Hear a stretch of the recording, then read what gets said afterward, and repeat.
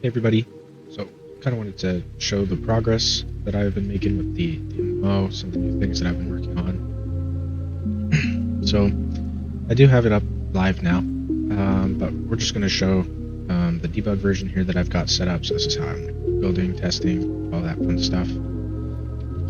Let's just start up our WebSocket server,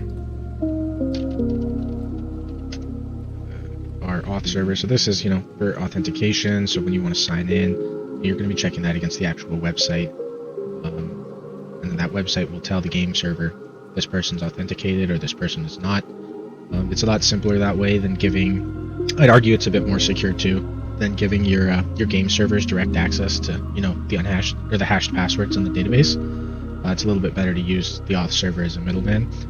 Then I've got my manager server here. This is really just kind of tying everything together. So the game servers, the auth server, and the players not so much. Players will they'll talk to auth, they'll talk to the game servers themselves, but they're not really going to talk to this manager. This is more just a medium between all of my different servers and kind of just handles the connections. So as we can see right now, it's logging auth is ready, which is our auth server down here, but we don't have any game servers live. So I've got my debug instances set up. So we'll launch some game servers here. And as they come up, we should see in here, they're going to start populating. So we're getting a couple guys connecting now. We've got our test worlds, cave. What else do we have? Forest spawn. So now we've got, our 5 different worlds here connected. So we should be good to log in. I'll just log in with a test account I've got here. Okay, so I'm in the spawn zone. There we go. So this is because I'm running like a visual version of the host. I can kind of spectate, see what's going on. If I want to change the time of day, I can do that. We wanted to jump some months. You can see the different tints for each season. Did a lot of work on the shaders, so we've got this kind of grass. You can see like the wind ripples blowing through the grass. We've got a Perlin noise that I've just used for the clouds, and it just kind of there's some pixelation, some banding. I tried to add a little bit of settings for everything. So terrain, we've got water here.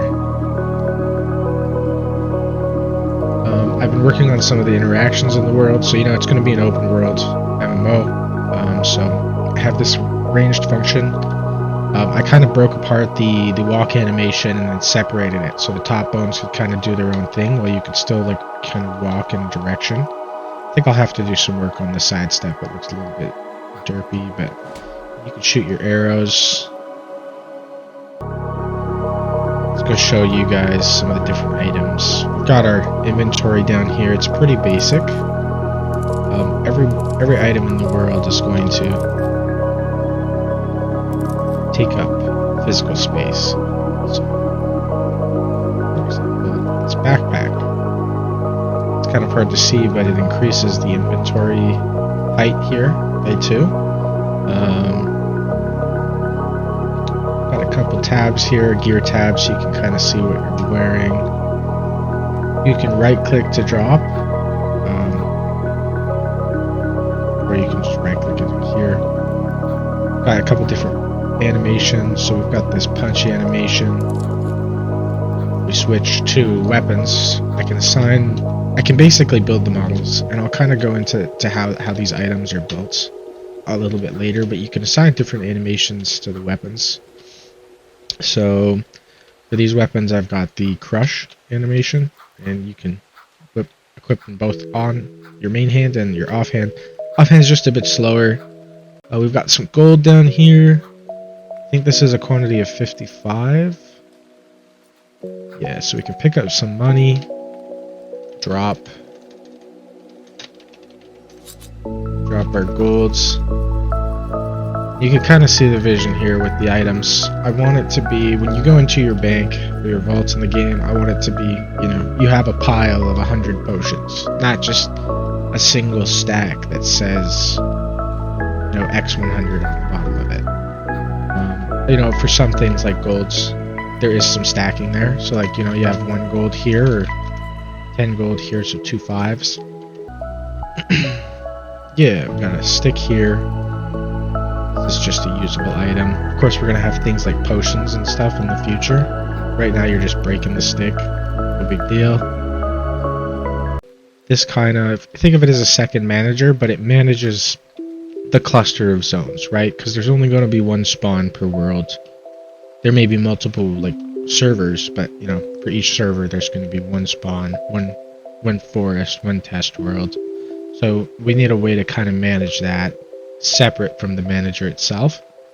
So I have a game server here set up, and it's just the medium for all of these different game servers. And it's a little bit nicer because having this gateway means that the player can always stay connected with the WebSocket. It doesn't need to actually disconnect from this server and connect to this server.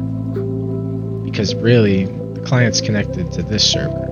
So all this server is doing is saying, okay, this client is now connected to this. But it keeps an active connection for every server. It just makes the passover a lot faster. So people can switch zones without, feeling so much of a delay. I wanted a way to make caves and stuff like that they kind of have their own independent lighting. So we'll hop in here. It's a bit hard to see. If we had a light source, it would be a lot easier. But I've got a little basic cave set up here. You can kind of see the general shape. And regardless of the time, even though up here we can see that it's day, it's still going to be night.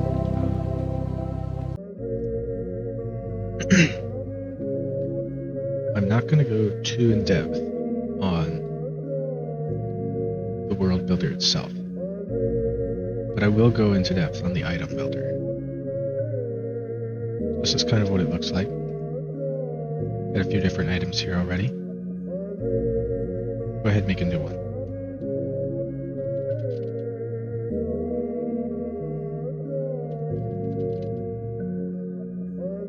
Go ahead, we can give it a name, description. We'll start with the model grid. So you can kind of go ahead, start building your voxel model here. It's a 2D with multiple layers. So let's start at layer 2.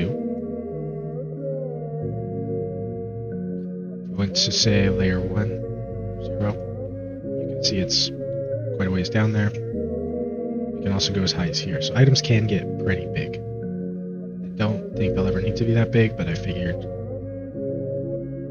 why not? Just in case we change our minds. Sword here. Let's go to our properties.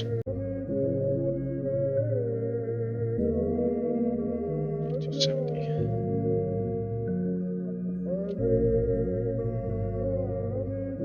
You kind of can see how it all fits together here.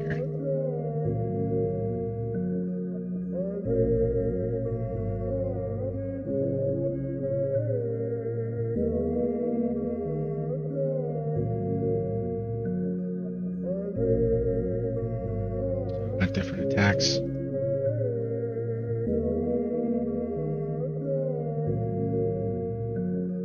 I think with this one we'll use a slash attack.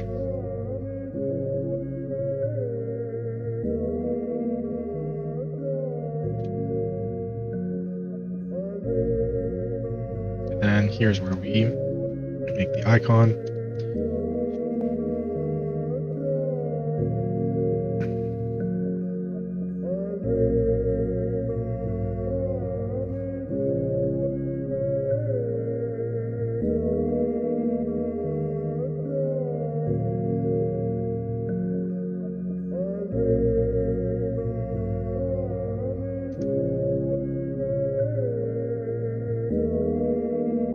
Bit better. Let's use that. So we'll save it, create the scene, load our worlds.